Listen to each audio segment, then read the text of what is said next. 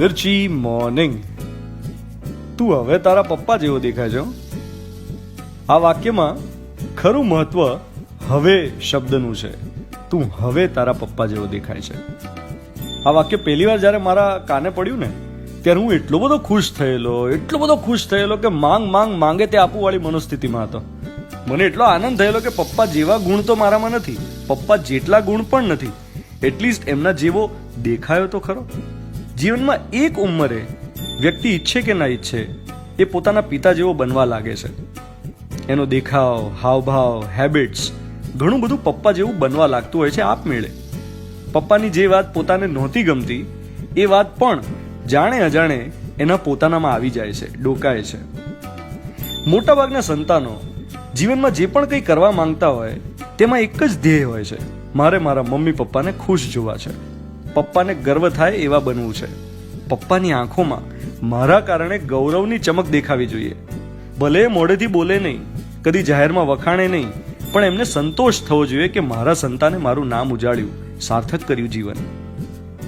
બીજી એક વાત થતી હોય છે, જેમને પિતાના વૃદ્ધત્વને નજીકથી જોવાનું સદનસીબ મળ્યું છે એમની સાથે કેવું થાય કે પપ્પા કદી અચાનક જ ભાવુક થઈ જાય. એક ઉંમર થાય એના પછી એ ભાવુક થાય ને આંખમાં જળજળિયા આવી જાય, અવાજ ગળગળો થઈ જાય.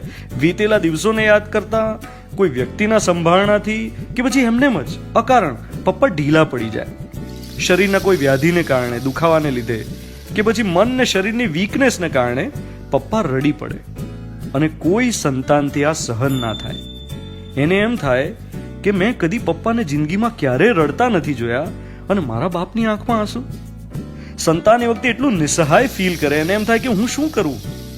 જે પપ્પા આખા સમાજ સામે અડીખમ ઊભા રહ્યા હોય, જ્યારે કોઈ ફેમિલી પ્રોબ્લેમ્સ હોય તો એને પૂરા કોન્ફિડન્સથી સોલ્વ કર્યા હોય, એમની કામ કરવાની નિષ્ઠા, કામ પૂરું કરવાની ધગશ, એમની વફાદારીના તમે બાળક તરીકે સાક્ષી રહ્યા હો, સમાજમાં જેમનું નામ હોય, બધાને માન હોય, એ પપ્પા ઢીલા પડે તો દીકરા દીકરીથી સહન ન જ થાય. દરેક સંતાનના મનમાં પિતાની એક છબી હોય છે અને એ ઇમેજ બ્રેક થાય ત્યારે દુઃખ થાય.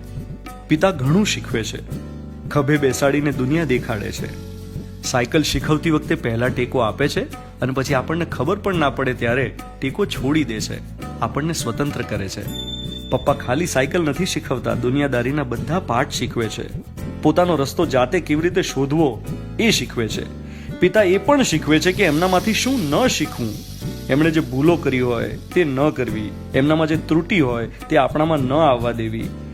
તોય સમાજમાં જેટલો મહિમા માનો થાય છે એટલો પિતાનો નથી થતો. બાકી કેમ પિતા વાત્સલ્ય મૂર્તિ ના હોઈ શકે? પપ્પા બાળકને વાલથી ચૂમી ના શકે? હેતથી હાલરડા ના ગઈ શકે? પિતા તો બંનેનું કોમ્બિનેશન છે, કરુણા અને કડકાઈ. ગઈકાલે હતો યોગ દિવસ અને હતો ફાધર્સ ડે. બાળક માટે દુનિયાનું સર્વશ્રેષ્ઠ યોગાસન એ પપ્પાનું ઘોડો છે. You are listening to Mirchi. હું છું ધ્વનિત, તમારી સાથે. Good morning my dear.